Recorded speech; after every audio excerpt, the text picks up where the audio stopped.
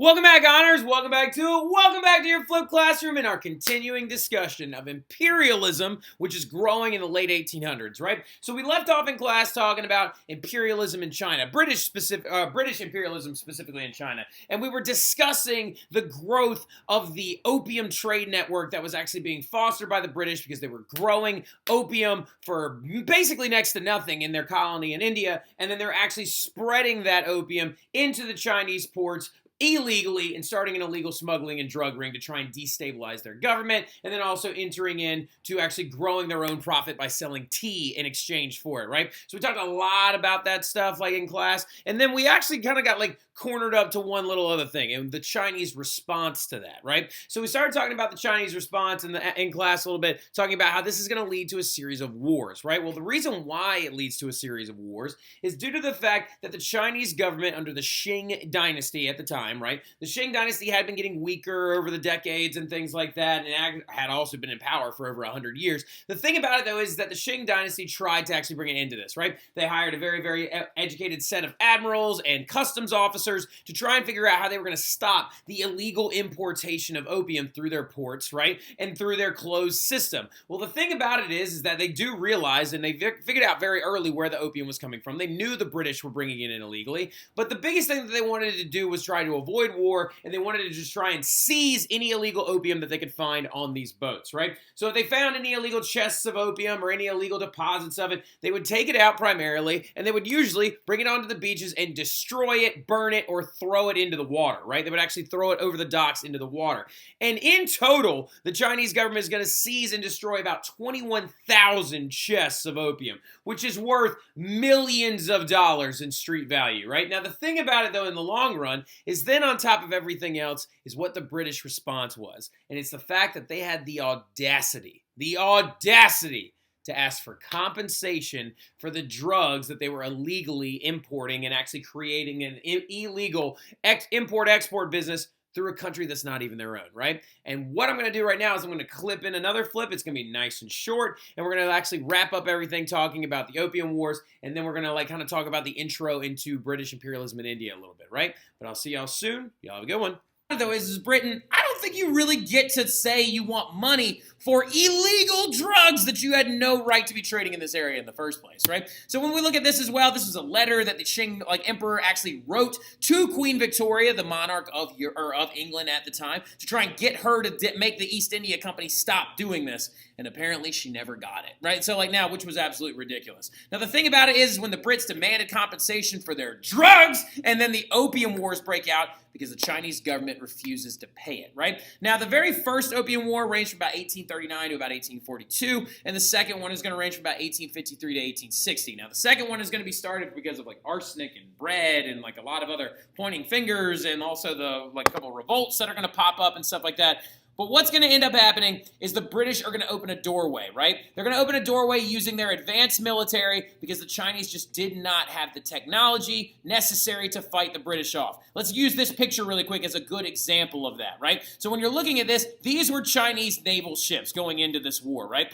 As you can tell, they are still wind-powered with sails, right? But this one right here is being detonated and exploded because it's just been shot by this British warship known as the HMS Nemesis, right? The HMS Nemesis right here, look at that smokestack right there. That bad boy is powered by a steam engine, right? It does not need wind. It has long-range cannons on the front of it. It will literally destroy anything that comes in its path, and it's fighting against an army that is still going into this with some bows and arrows and also swords and very limited firearms, if many at all, right? So the thing about it, though, is both of these wars will happen, and the Chinese would lose, okay? Because they are technologically very far behind the Brits.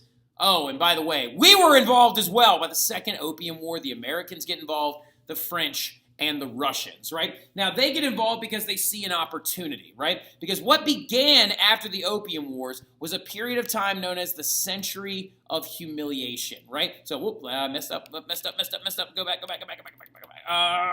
There we go. So, the thing about it is known as the Century of Humiliation because literally, technologically advanced Brits with their guns and their expeditionary forces were fighting against people carrying shields, swords and using technology that wasn't quite up to par. And the century of humiliation actually begins, okay, after these wars, because basically the Chinese historians characterized it as 100 years that would follow, where the Europeans would show up and begin to impress upon the Chinese people unfair treaties, unequal treaties, and these things known as spheres of influence, right? So remember, China at the very beginning of this entire thing in the 1790s was economically very prosperous. They were also closed, is what it's called, okay? They were closed, all right? They had the Canton system, and if you wanted their goods, you had to go to them, right? Well, now what's going to happen is China will be opened to European influence, and spheres of influence would be established. What a sphere of influence is when Chinese ports, right, were going to be open to international trade merchants, okay? They weren't subject to Chinese laws. They were only subject to their own country's laws, and China had to pay them. So this is what a sphere of influence looks like, okay? So you see all this green right here? Those are British spheres of influence, right? The area the Brits got out of these opium wars where they could actually suppress the Chinese people who lived there and actually use all their ports to their advantage, okay? Japanese sphere right there. We'll talk about Japan a little bit later on, which is a very interesting little prospect. The French sphere down here in Indochina, which is now known as Vietnam. The German sphere right there, which is actually at the corner of the Yellow Sea. And the Russian sphere is right there, which is going to lead to a big war between them and Japan a little bit later on.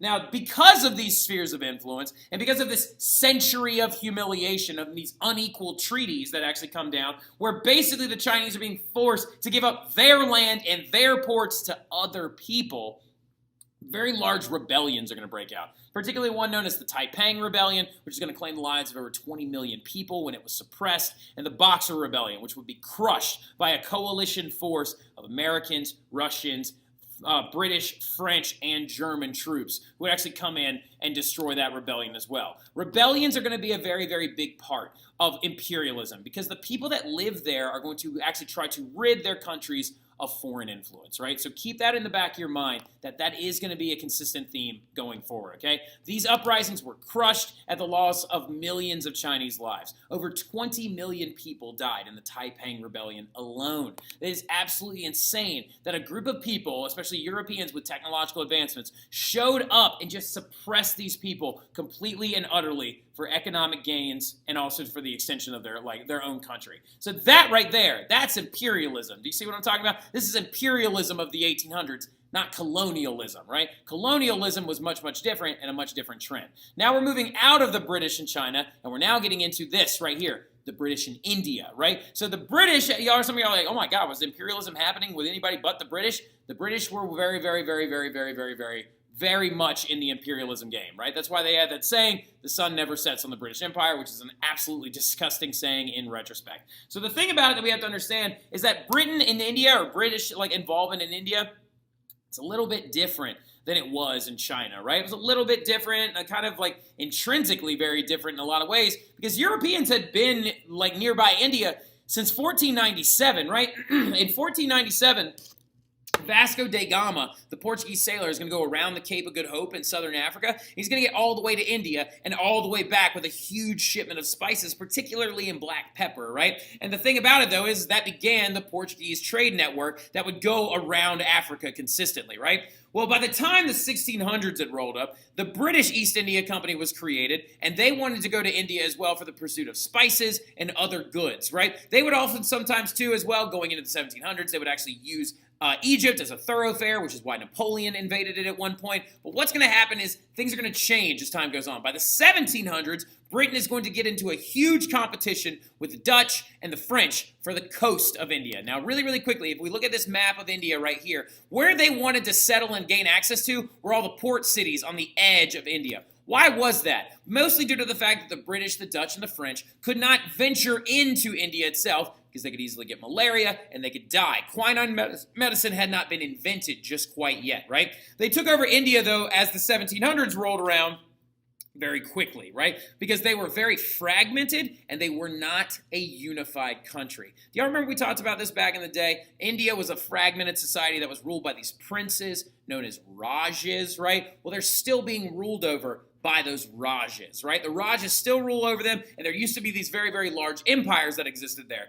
One known as the Mughal, and one known as the Ashoka Empire at one point, or Ashoka was actually the leader of the Mughal Empire. Now, the thing about it, though, in general, you need to understand, is that these different empires had gone to war with places like Persia and outside of Pakistan and things like that. And so their empires were shrinking, and because of this, the Brits saw it as an opportunity to invade into India and take over even more land, right? So why India, though? Why were they going to India, and why did they have a desire? If they were making all the money off spices and stuff like that was where they needed it. All you need for the spices is a port city and stuff like that. So why are you going any further?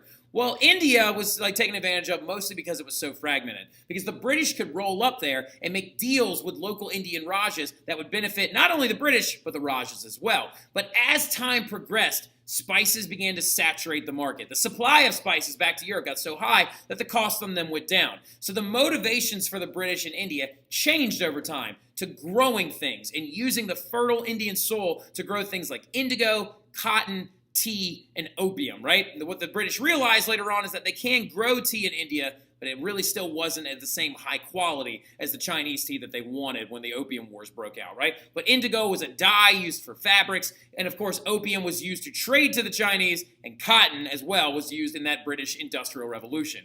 Now, indirect rule is going to be a big component of this as well. The British are going to show up, and they're actually going to suppress the Indian people by using their own rulers, all right? So when the British showed up, this is what we were talking about, they actually didn't just go in with their military like they did to China. They actually originally started by bribing and installing or forcing local rulers to enact British laws and policies, right? This right here, for example, is an example of indirect rule. This is a British commander of the military in the East India Company making a deal with a local Indian Raj, right? For trade port access and other access to goods as well. Because there was over less than 1,000 British people in a country of over 300 million Indians ruling over them and suppressing them when the actual takeover of India began, right? So indirect rule is extremely important. But what we're going to talk about next class is we're going to talk about the effects of the British colonialism in India, and we're actually going to cut that off right there. We're going to keep this flip 10 minutes, actually, because you know what? Y'all need to go to challenge. You need to go have a good time. Go do your thing. I'll see y'all soon.